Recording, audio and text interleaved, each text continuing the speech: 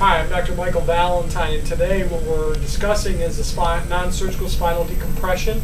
You might have heard of it. It's a very popular procedure for those people that have bulging discs, herniated discs, a condition called spondylolisthesis. It's good for people that have arthritis in their spines, and of course it could be utilized on people that have prolapse or protruding discs, slip discs, those type of things. This is the decompression table right here. We chose this spinal decompression table because there is multiple tables.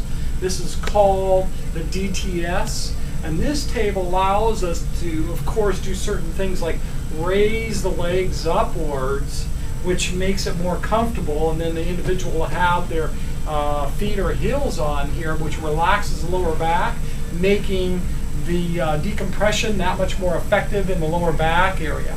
These are harnesses. This one's going to go around the waist, and this one is going to go just above the waist area, and all kind of overlapping, so that we can concentrate and focus on that particular level, because you have 5 levels in the low back: L1, L2, L2, L3, L3, L4, L4, L5, and L5, S1. Many times the disc that's a major problem is the very last one, L5, S1, and about 95% of all lower back problems, that's where the problem is showing up, the compression on that nerve, which will relate into what we call sciatic pain. You might have heard of that. And of course, this is fantastic for helping those individuals that have suffered with chronic sciatic type pain.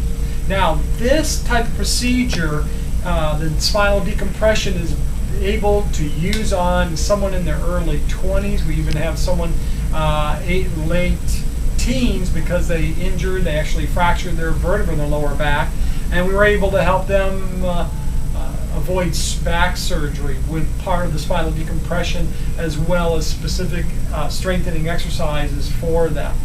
We do things a little different in our office, and the thing that makes us unique is that not only do we use the spinal decompression, but we utilize what is called electrical muscle stim.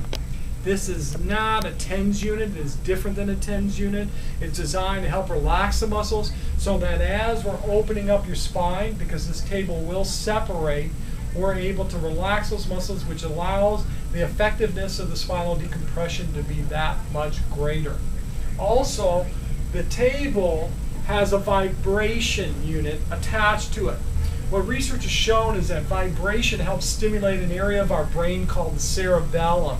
The cerebellum controls our posture, our balance, how we are relating into space.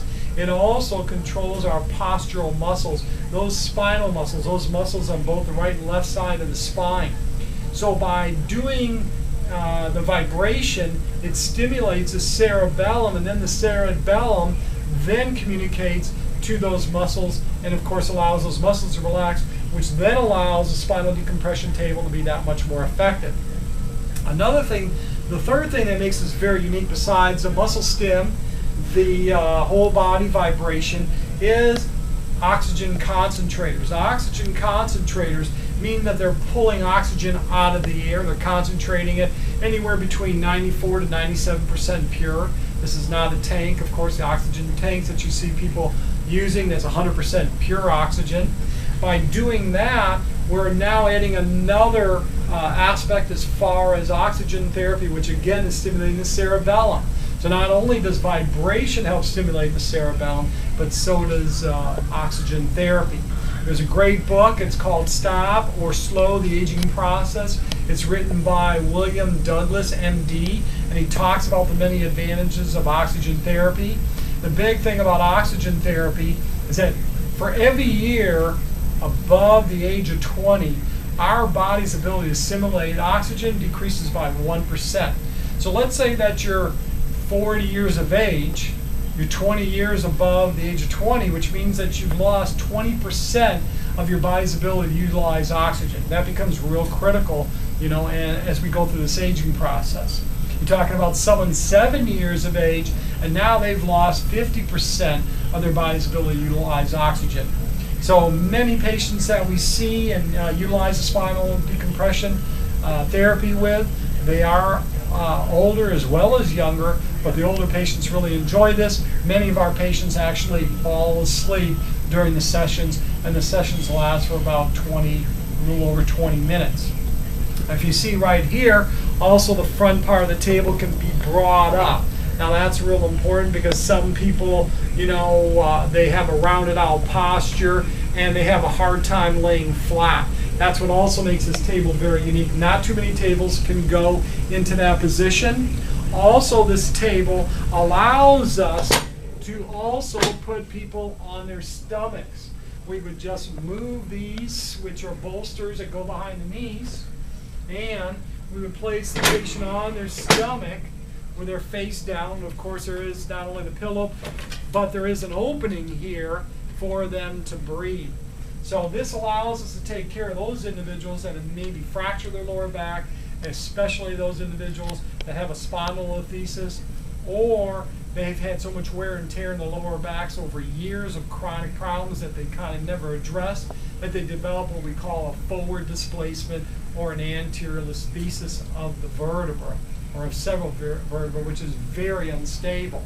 Those individuals now start to get a condition called spinal stenosis.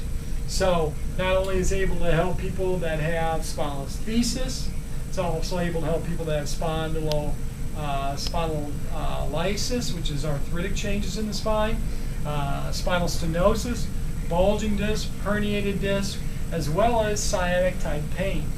So basically that's it. That's what I want to discuss with you. This table also allows one more final thing that I almost forgot about. But this does allow us to do cervical as well. So we have many people that have cervical arthritis, again, bulging discs in their neck, people that have what we call radicular pain that might radiate down their arm and into their hand, and that becomes so severe that now they are losing the strength of the grip in their arms and hands and their strength, and now they need something that is a little bit more advanced than typical traction therapy, and that's where the spinal decompression comes in. This is a computer here which allows us to ramp it up, and it goes through frequency. So it goes through process of opening gradually and then closing gradually, and a frequency that you can barely feel.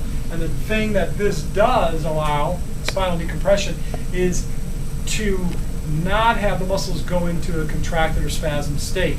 Many people that have had traction therapy before in the past, they noticed that they might have had traction therapy that felt great while they were doing it, but then they couldn't get up and walk. In this particular case, we don't have that happening. Also, what makes us unique is we're going to start people at a lower weight than most offices will do, and the reason being is because not everyone's the same. You got to take in the factors of age as well as your spinal condition, and that's why we always have X-rays or we have MRI reports to go ahead and look at and to justify what we're doing. So thank you for this short time that I've had with you on spinal decompression.